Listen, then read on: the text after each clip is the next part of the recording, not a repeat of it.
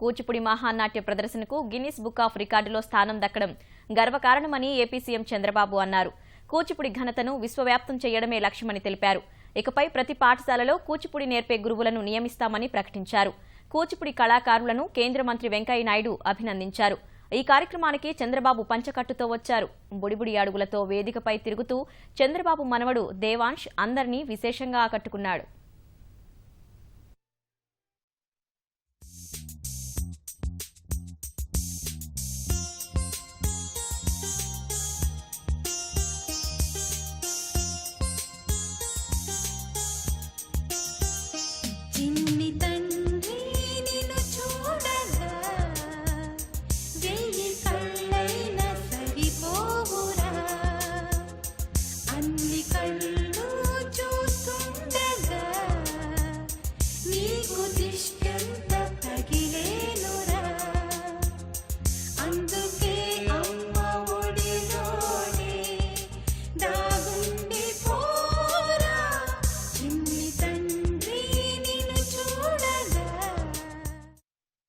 తల్లిదండ్రులు పిల్లలకు ఎంత ప్రాధాన్యత ఇస్తారో చదువు విషయంలో అదే ప్రాధాన్యత ఈ కూచిపూడి గుడి వండి సిద్ధేంద్ర యోగి జిల్లా ప్రజా పరిషత్ హై స్కూల్ ఉంది.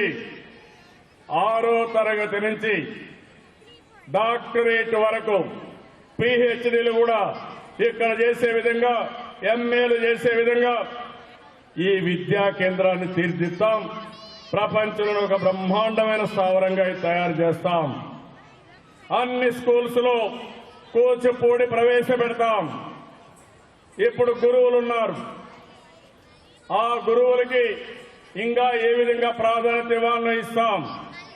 ఒక్కొక్కరికి 5 స్కూల్స్ ఇచ్చి కనీసం నెలకు ఒక 12,000 రూపాయలు ఆంధ్రోళన కింద వీళ్ళందరినీ కూడా నియమిస్తామని చెప్పి కూడా నేను మీకు తెలియజేస్తున్నాను.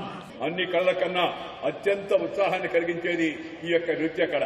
ఈ నృత్య కళలో ఈ భంగిమలు, ఈ కనుబొమ్మలు విగరవేయడము, లేకపోతే అభినయం చేయడం కానీ, శారీరం మరి ఆ విధంగా అన్ని రకాల కదలికలు కానీ, చేతులు తిప్పడం కానీ, కళ్ళు కనిపించడం కానీ, ఇవన్నీ కూడా ఒక మహాద్భుతమైన ప్రక్రియ కళ.